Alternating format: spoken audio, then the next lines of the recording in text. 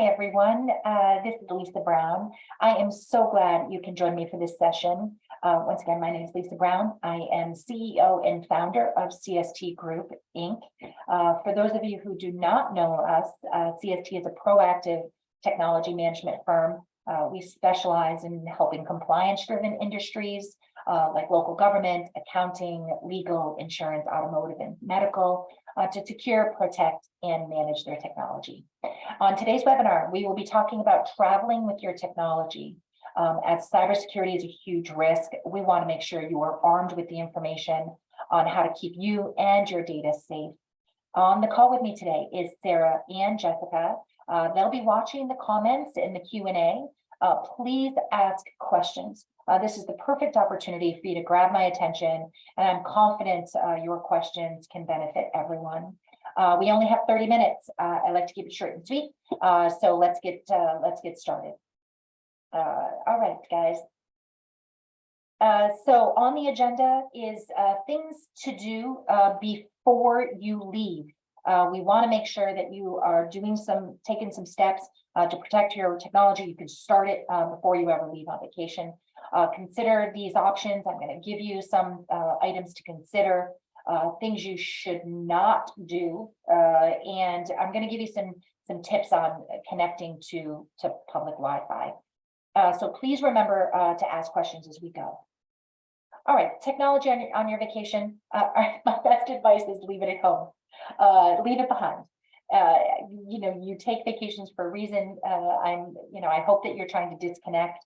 That's the goal of all your vacations. However, I also understand that is not realistic at all. No matter how hard we try to leave it behind, it is difficult for us to do. So for those of us, including me, that refuse to leave it behind, here's some helpful tips. All right, before you go, so before you leave the house, make sure all your equipment, and that includes cell phones, tablets, computers, are up to date. Make sure all of the patches have been run, all of the updates have been run on your cell phone. Make sure your cell phone has the latest OS on it. So please make sure all of your equipment is up to date. I want you to back up any data that's important to you and leave that backup at home or at the office. This includes your cell phone. So please make sure you've done a fresh backup of your cell phone. For some of you, it happens automatically. But if you have not, done a backup yet, please go ahead and do that before you leave. Make sure you have a reputable antivirus or anti-malware software installed. By reputable, I mean it needs to be a paid subscription. So I appreciate the fact that some of you are using Norton or McAfee, or you might have a different version of antivirus software. Please make sure that it's a cloud-based solution where you are constantly automatically getting your updates, the virus definition updates, so that it's protecting you from the latest stuff, the stuff that's coming out right now. So please make sure that you've got that continual antivirus software that's installed and protecting you. Okay. Once again, make sure that is up to date. And then lock your devices with a password or a PIN. So if they are lost or stolen, we want to make sure that you're not making it easy for them to get access to your stuff. So please try to create a password or a PIN to both your cell phone, your tablets, and your computers. Okay, but all before you go. All right, so I need you to consider a couple of options that will make it a little bit more secure for you when you leave. One of them is a mobile hotspot. So most cell providers will provide you with a mobile hotspot. Sometimes it's as simple as just activating it on your cell phone, where you click it and it activates your mobile hotspot. For my husband and I, when we travel, I have a separate little hotspot device. It's a little square thing. It's separate from my cell phone, and it runs off of the same service as my cell phone, but it's a separate little piece of equipment. And consider purchasing one of those. Consider adding that to your ongoing subscription. Consider a VPN connection. I am going to give you some advice on that. So consider some type of VPN connection, especially if you do have to work on your vacation and you will be accessing sensitive data. So we definitely want to make sure that you are protected with security wise. Consider a VPN connection. Also consider a portable battery pack or a charging station. I will tell you, you will probably run out of battery especially if the trip is long and you don't have access to an actual outlet to charge. Consider a little battery pack that will allow you to charge your devices if needed. That's going to be super handy for you. And we want you not to necessarily plug into outlets in public locations. So consider those options as kind of some extra stuff that you can do before you leave the house. Okay. The mobile hotspot, I just want to spend a little bit of time on this. So a mobile hotspot can be purchased from Verizon, AT&T, T-Mobile, ultimately wherever you're getting your cell service from. So if you reach out to your carrier and say, hey, can I, or do you offer a mobile hotspot that I can add in addition to, reach out to them. Okay. So if you consider adding one of these portable Wi-Fi connections to your current account, it'll make it a little bit more fluid for you. They do connect to 4G or 5G cellular networks, just as your cell phone does. So if you are going someplace remote that may or may not have cell phone service, then this is not going to be much help to you. Okay, so this does use those same cellular networks to get you to connect to the internet. So it does do a Wi-Fi signal conversion. And so it's not going to work if you're going someplace remote that doesn't have cell service. Okay, now the cost ranges between $25 a month and $50 a month, depending on how you're adding it to your account. So just note to self, there is a bit of an investment. And you want to make sure that if you only want to use it part of the time, that there's some cancellation. There's no cancellation fees if you decide to take it off your account. And there's a con to this. Obviously, it will throttle your data if you use it too much. So if you have a data plan, even if it's unlimited, so even if you have unlimited data on your cell, if you get to a point that your carrier says, look, you're using too much data, they will throttle you down, so you'll run a little slower. It's a small price to pay, but just be aware that they will throttle you. Okay. All right, now here's some VPN options, and I wanted to make sure that I kind of done my homework to give you some valid options for establishing a VPN connection. If you're going to be working from your cell phone, tablet, laptop, these are all options that can be downloaded onto those devices for you. Okay. Now, the advantage to a VPN is it provides kind of a software-based tunnel through the internet. And it then encrypts your data from the moment it leaves your devices all the way through to its destination. They're virtually invisible on the internet. Even if they are found, they are very hard to follow, intercept, access, or exploit. So if you are going to be working with confidential data, you want to make sure that you have some type of VPN connection. Now, I'm giving you the top 4. These are ones that I'm familiar with. These are ones that I have great reviews. So these are ones that I would recommend. NordVPN ranges between $3.49 a month to $16.49 a month, and it depends on the commitment term. So if you are only wanting to use it for a short period of time, then it'll cost you a little bit more per month, because you're going to be on a month-to-month basis. So just depending on the commitment term, take a look at it. Surfshark is the second one. Once again, it ranges from $2.30 to $22.95, once again, based on the commitment term. They're just pieces of software you're going to download. It's an app, so you'll download it on both your laptop and your cell phones and your tablets. Okay. Proton VPN is by far, although it's ranked 3rd on my list, it truly offers a free version. You know, who doesn't love free, especially when you're going to be using it for a short period of time, right? So we want to make sure that that you evaluate the length. If you do a lot of traveling, then consider a more subscription-based. Now, Proton VPN does offer a subscription-based, so I love it. It ranges from $4.99 to $11.49 per month, but it does also offer that free version. Now, the only trick on that free version is it's per device, right? So you have to establish an account, but it's one device that you've got it active on. Okay. The fourth option is ExpressVPN. That ranges from $6.67 per month to $12.95 per month. Once again, depending on the commitment term. Okay. Now, these are easy, wizard driven. There's nothing really complicated about installing them, downloading them. Me and my team are available if you need us to kind of assist you with that. But this is a great option if you have to work while you're on vacation. Then I would definitely recommend a VPN connection. Okay. All right. So here's some do nots. And I want to make sure that you're clear with regards to the do nots.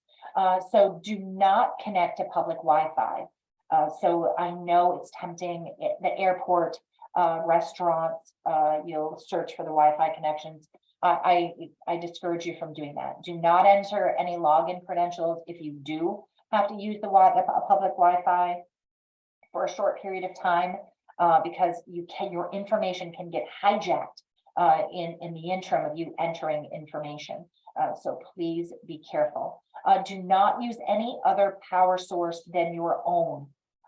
So if you see a USB charger sitting at the airport, do not use them. They do have the ability to be rigged, so that if you do use them, it grabs your data and everything on your device. So please be careful with using any type of cabling or power source. Even outlets can cause harm with regards to cyber attacks, which is why I'm going to encourage you to do a battery pack of some sort. Do not connect using someone else's cables. So if someone walks up to you and says, "Hey, I have an extra cable you can use," please just say no to those devices and accessories that you're not familiar with. Do not leave your devices unattended. Do not walk away for any length of time where they're unattended. Okay, and do not connect thumb drives or untrusted accessories given to you. So unfortunately, vendors and salespeople will hand you a thumb drive and say, "Hey, this is our catalog," or "This is a cool YouTube video," or whatever. Please do not use those devices. That is a great way for people to pass you viruses and ransomware attacks. Okay. Also, if you are traveling to a sanctioned country or destination that's otherwise impacted by export control restrictions, please make sure that you understand what those are ahead of time. If you're traveling with encrypted devices, which I'm going to talk about in a minute, some countries restrict that. So please make sure that you understand where you're going if you're traveling outside of the United States. Okay. If you're connecting to your own personal hotspot via your cell phone and you suddenly get disconnected from it. Now, I told you I carry that MiFi. It's a little device. And I stay connected to it as we travel. If for any reason I get disconnected from it, and then when I go to scan it again to find it to reconnect, if there's two that are exactly the same, please do not connect at this time. Wait until you're out of the area and scan again, because they're spoofing those connections, and they look the same, they act the same, they have the same name. So please be cautious with regards to if you are using your own hotspot. If you suddenly get disconnected and then when you reconnect, there's two, don't connect to them at all. Okay. All right. Now here's some do's. So have an expectation of no privacy. So if you are traveling, once again, outside of the country, you have to assume that the laws in that country are different with regards to privacy. Some of their assume all the connections are potentially monitored. Avoid making any controversial statement. This also goes for U.S. Customs and Border Protection. So you want to make sure that you just go into it knowing that anything you do while you're connected to the Wi-Fi of some other country, that you can assume there's no privacy. All right. So just be careful with what you say and what you type and what you post on social media. Assume there may be some censorship. Some countries censor web content, applications, social media platforms. So just go into it knowing, just go into it assuming that that's what's going to happen. And do ensure you have the correct power converters. So if you are going over to another country, just consider that, do the research ahead of time, make sure you've got the correct power adapters and converters. And then consider purchasing a spare battery for your laptop, especially. And that way you'll have two you'll be able to keep them both charged and you can swap them out relatively easily. So do consider that. Okay. All right. So here's some social media and travel tips. So there are some shocking statistics with regards to social media and traveling. 89% of US vacationers checked social media during their most recent leisurely trip. Over half of the travelers, 55%, spend between 30 and 120 minutes daily on social media. 46% of Americans want to make followers jealous with their travel experience. Almost 6 in 10 travelers believe frequent social media are negatively impacting their most recent vacations. And I'm going to skip down. Over half of vacationers, 60%, post photos on social media while they're away. When it comes to millennials specifically, that number is at 97%. And 70% of Americans update their Facebook status while on vacation. Okay, so, and there's a slew of other ones. I have all sorts of statistics with regards to social media and traveling. Here's what I am going to suggest. Focus on the people in the experience. So you're going on vacation for a specific reason. I just encourage you to embrace that. And I'm not going to discourage you from taking photos or videos. I mean, you're building memories and that's incredible.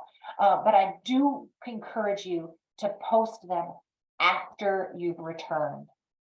So when you post on social media, when you're on vacation, it truly lets the world know that you are away from your home. It lets them know where you are. It lets them know who you're with.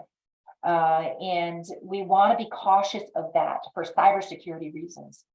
So please, I encourage you to take photos and videos as much as you want. Just don't post them until after you're back. Okay, makes sense. Posting while you're on vacation just heightens your cybersecurity risk. Okay, so we do have some upcoming webinars. I will do them. So Wednesdays is webinar Wednesdays for us. I need feedback with regards to whether the 10 o'clock time is convenient for you. We were doing afternoon webinars. We were doing them at 2 in the afternoon. And then we felt it needs to be more of a morning routine for all of you, kind of before your day turns into a shit show. So we changed it to 10. I just need to know whether or not you like that. Do you like the 10 o'clock? Would you prefer it be first thing in the morning? Would you prefer more of an 8 or 9 a.m.? We do want as many attendees as we can possibly get. So just let me know. Give me your feedback. Sarah's email is on that slide. So feel free to kind of email Sarah. She's the one that manages this kind of webinar schedule, and she'll give me some feedback on your comments. So this is what's happening August through December for our webinars. So just keep those on the calendar if you would. Okay. All right, guys, do we have questions? So just so that you know, when Sarah's evaluating the questions, there are some special offers. So if you want us to if you are not an existing client, so if you're an existing client, you're kind of excluded because we do this for you anyway, but we are doing dark web scans. So as you, especially the traveling, if you leave and you come back and you like to travel, we like to scan the dark web for you. We like to know whether or not you're out there anywhere. Now, it's difficult for us to evaluate. It's not difficult for us to evaluate because I can find you on the dark web if you're there.